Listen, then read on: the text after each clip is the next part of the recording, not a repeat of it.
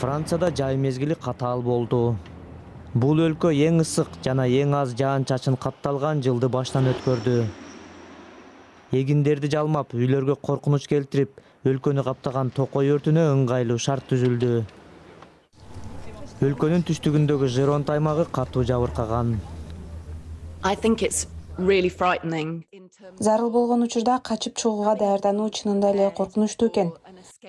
Жашаган жерибизди таштап качышыбыз керек деп айтуунун өзү акылга сыйбаган нерсе. Бүткүл континент акыркы 500 жыл ичиндеги эң катуу кургакчылыкты баштан өткөрдү. Британия, Германия жана Испанияда рекордтук ысык температура катталса, Европанын Дунай, Рейн жана Луара сыяктуу айрым ири дарыяларында суунун деңгээли рекордтук төмөнкү чекке түштү. Бул дүйнө жүзү боюнча 2022 жылдагы орточо температураны көрсөтөт. Көк түстөгү аймактар орточодон төмөн, бирок орточодон жогору болгон кызыл аймактарды караңыз.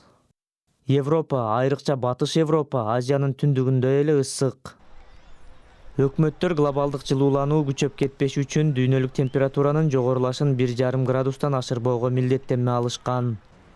Бирок окумуштуулардын айтымында убакыт аз. Эгерде эмиссиянын жана жылуулануунун учурдагы деңгээлине таянып айта турган болсок, биз 2030 жылдардын башында 1,5 градустук чекке жетебиз. Бул бизге берилген убакыт аз калганын билдирет.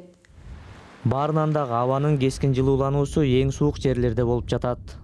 Гренландиянын борбордук бөлүгүндө температура сентябрдагы орточо көрсөткүчтөн 8 градуска жогору болгон. Антарктидадагы рекордтук ысык мезгилди баштан өткөрдү. Биздин дүйнө канчалык өзгөрүп жатканынын дагы бир далили.